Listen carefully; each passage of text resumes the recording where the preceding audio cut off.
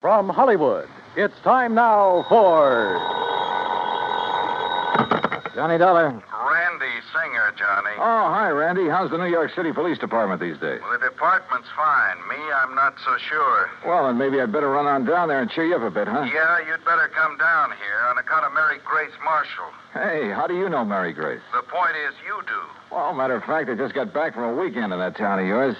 Yeah, Mary Grace and I had a ball. We took in a couple of shows, did the nightclub routine. Yeah, I know. Even spent Sunday afternoon together out at the...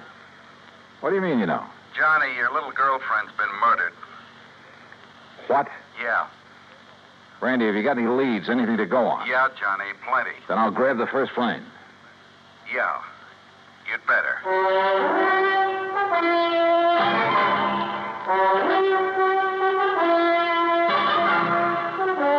Bob Bailey in the exciting adventures of a man with the action-packed expense account. America's fabulous freelance insurance investigator. Yours truly, Johnny Dollar. Act one of yours truly, Johnny Dollar.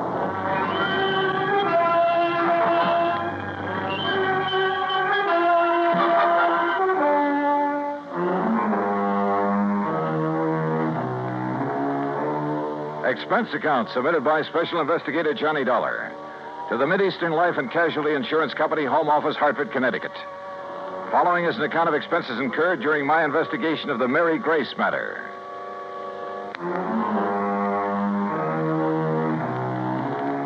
Expense account item 1, 10 cents. Phone call to the airport to reserve a seat on the first plane to New York. Item 2, phone call to Ben Perrin at the Claims Department of Mideastern Life. Aaron here? Ben, this is Johnny Dollar. Oh, hello, John. Now, listen, I'm on my way down to New York at your company's expense, though the expense part is beside the point. What? No, just wait a minute. Mary Grace Marshall has just been murdered. Marshall? Your company holds a policy on her, and I'm going down there to investigate. Well, now, wait, John, until we issue proper authorization for you to conduct the investigation. Don't give me that, Ben. I'm going down there now. Well, then it's completely without sanction from this or any other office of the company. Okay, forget it. I was trying to save time, and I thought I was doing you a favor. Well, I suppose you are, but until a request for your services can be I routed through said the proper forget it. channels- Didn't you hear me? I gotta go. Gotta catch a plane. Well, for heaven's sake, man, what are you so up in arms about? Why you're so concerned about this particular... Because that girl was a personal friend of mine. A very dear friend. Oh. John, I'm sorry. I can see now why you're so upset. Yeah, I'm upset. By all means, go ahead, officially. And if there's anything I can do... Yeah, there is. You can stop all this yammering so I can hang up and get out of here. Goodbye. John, Yeah, what now? you really cared for that girl, didn't you? Yeah, Ben. I cared.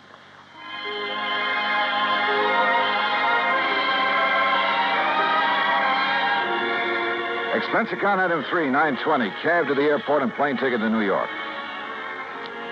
The trip down there gave me time to think. And thinking about it hurt. Mary Grace Marshall. Tall, brunette, and very beautiful. And as straight a girl as I'd ever known. There was a time a few years ago when I'd hoped she might marry me. But she wanted to stay with her successful career as a fashion designer. And she was right. I'm not the marrying type either. So we just remained friends. We had a lot of fun together. Theaters, dancing, an occasional nightclub. Sometimes the long hair stuff, a recital or the opera. And we'd go to the zoo or the circus, a boxing match or a baseball game. Or just go for a quiet walk in the park. And often just a long, quiet evening in her apartment over a tall, cool drink and good conversation. A goodnight kiss? Sure. But that was all. Now she was gone. And believe me, somebody was going to pay. Item 4, $6 even for a fast taxi to the 18th Precinct headquarters and Sergeant Randy Singer. Come on in, Johnny. Close the door. Sure. Hi. Better sit down, huh? Yeah. All right, when did it happen, Randy, and how? You said on the phone you have some leads. Clues all over the place. They all point toward one person. Oh. Toward the one person known to have been with her at about the time the coroner says she was killed. How was she killed? Struggle. Fell and struck her head on the base of the fireplace. Cigarette, Johnny? Oh, yeah, thanks. Incidentally, so far I've been able to keep this thing out of the papers. Oh, Hey, give me a light, will you? I seem to have forgotten my lighter. Yeah, you have. Here. Thanks. Now, the coroner says she was killed Sunday night, late, What? by somebody who must have spent several hours with her. You said late Sunday night. That's a... Go on, Johnny. Hey, look, stop snapping that lighter and... Wait a minute, where'd you get that? According to all the evidence, it was left behind by whoever murdered Mary Grace Marshall. Here. Look familiar? Are you crazy? This lighter is mine. Yeah, Johnny. I know. And now, Act Two of yours truly, Johnny Dollar, and the Mary Grace matter.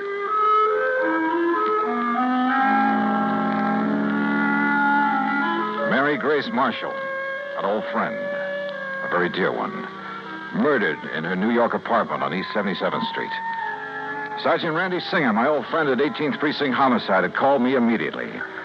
And when I got there, showed me a very damning piece of evidence. Presented to Special Investigator Johnny Dollar by the International... Sure, of course it's my lighter.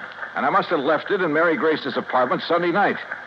But that certainly doesn't mean that I killed her. Coroner says she died about the same time you were there. Oh, how do you know what time I was there? Wife of Charlie Walker, the building superintendent, Johnny. She saw you leave. That isn't enough evidence to convict a fly, and you know it. There's plenty more. Yeah, like what? Your fingerprints all over the place. Well, sure, I told you. Cigarette butts, same brand you smoke. So what does that A prove? lot of them, Johnny. Like a very nervous smoker. Well, I was with her all evening. Doing what?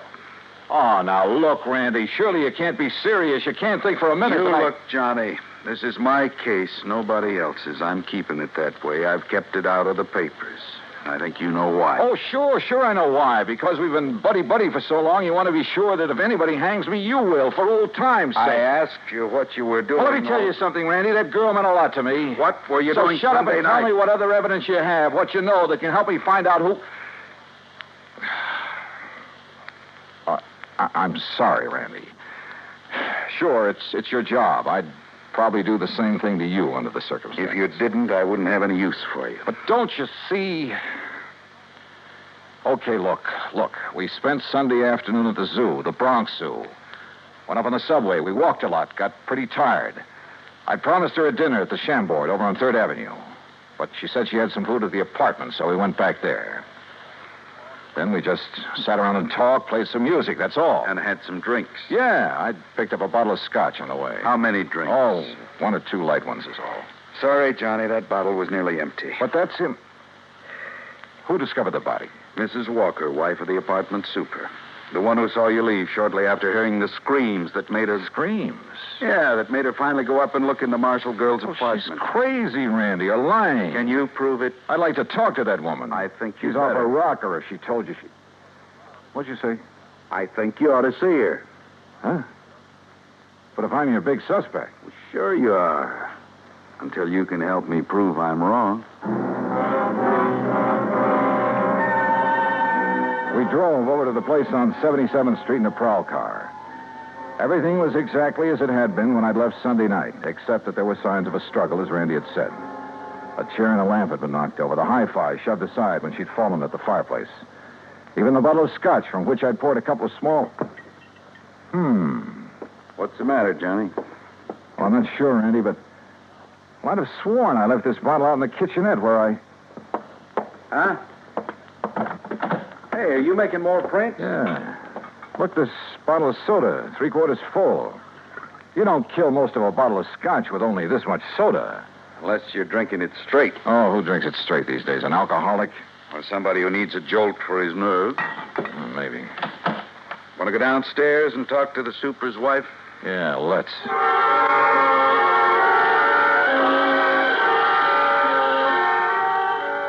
The superintendent's wife turned out to be a living doll. Young, pretty, with too much makeup. The sort who looked like she decided to get out of the chorus line for a quieter life as the wife of a building superintendent. I noticed a peculiar, spicy kind of odor when she first let us in, but thought nothing of it at the time. Now, you're sure this is the man you saw leaving Miss Marshall's apartment, Mrs. Walker? I was standing right here in this doorway. It was after I heard her screaming up there, around midnight. You're sure you heard her scream? Well, my husband heard it first. He woke me up, pounding on the wall between our bedrooms.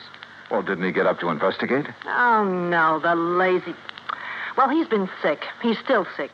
But then I heard the screaming, so I run into his room and ask him what to do. Go back to bed and forget it, he says. It's probably just a party upstairs. Then you went up and found the body, huh? Well, first I tried to sleep, but I kept thinking I heard noises. From upstairs? Well, no. You're sure? It was like maybe my husband was getting up or something. Go on. Well, finally, about 2 a.m., I went up to her apartment. When she didn't answer my knock, I let myself in. And there she was, dead. Who called the police, you or your husband? Him? Huh. Besides, I told you he was sick. He still is. I'd like to talk with him. Oh, sure. If he's sober enough. Come on. That was a funny crack. If her husband really was sick. She led us toward the rear of the apartment, and I mistakenly started to enter her bedroom. That peculiar odor again, only more pronounced. And believe me, it was an arpege. Here, mister, this way.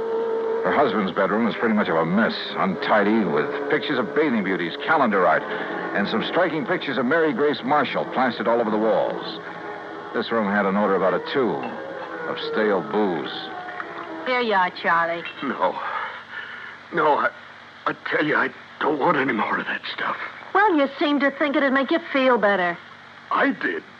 What did you...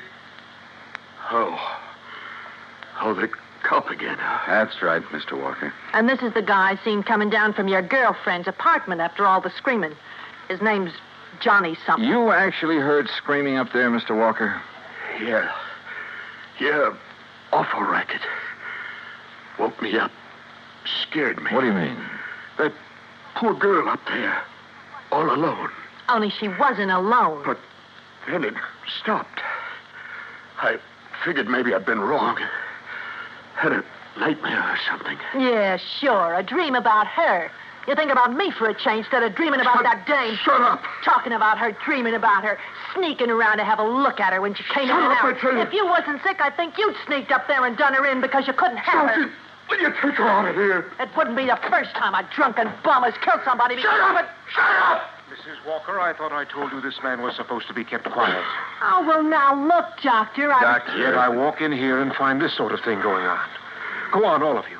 Out of here while I attend this man. Just a minute, Doctor. Out immediately.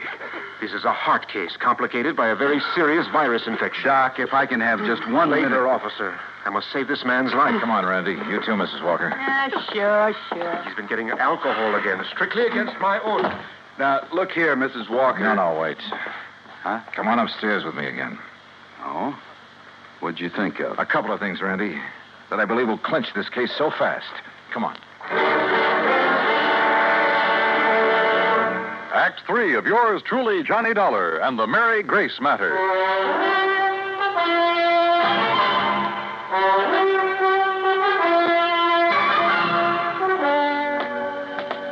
What do you mean, clinch the case, Johnny? Didn't you hear enough from Charlie Walker and his wife? Yeah, I heard plenty, Randy.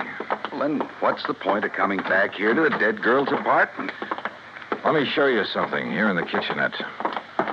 A scotch bottle. You shouldn't pick that up, Johnny. Print. Yeah, prints. And where your boys dusted over them to show them up. But look. Yeah? Right here they're smeared, see? By a piece of cloth. Sure, he tried to erase them when he killed that bottle. Now, come on back to the living room. And here, take a look at this.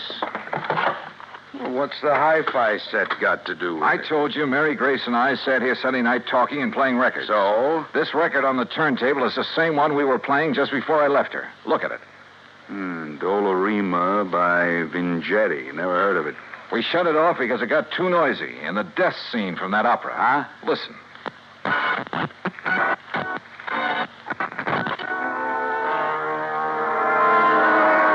Yeah, here it is.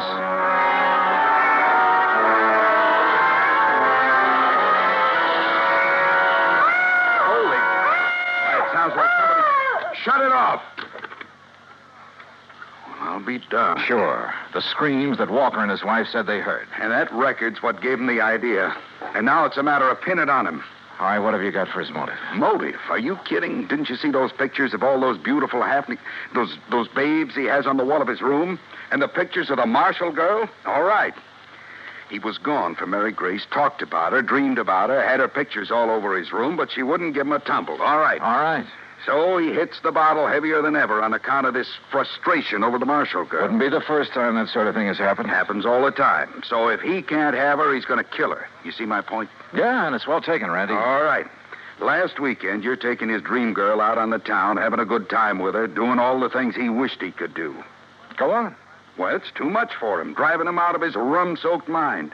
Then he hears that screaming on that opera record.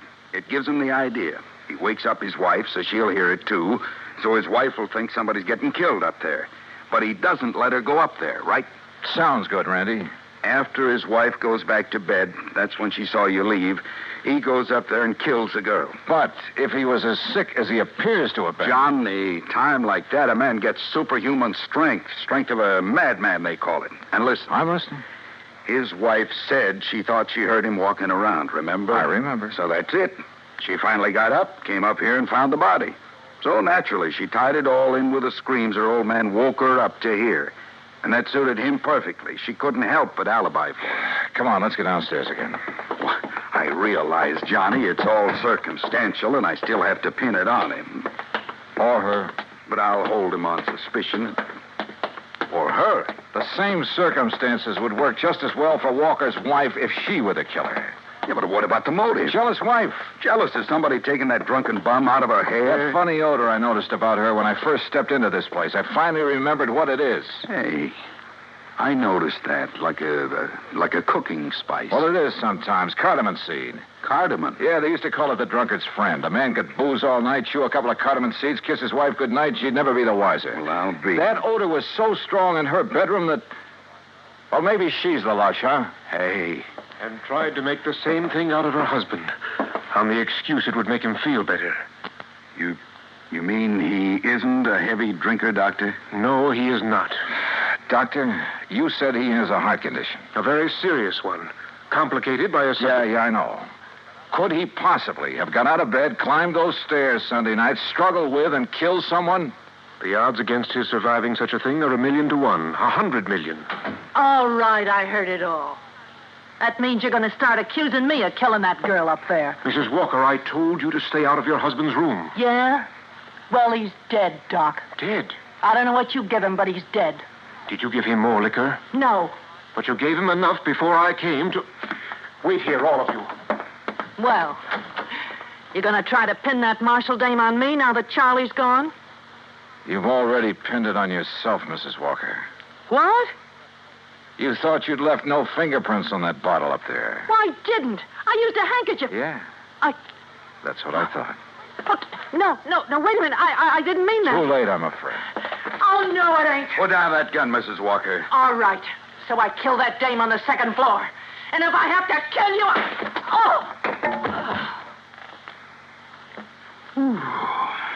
Yeah. Thanks, Doctor. It's quite all right, sir. Well, Randy, there's your killer. Happy? Yeah? I guess I ought to be. You? It doesn't bring back Mary Grace.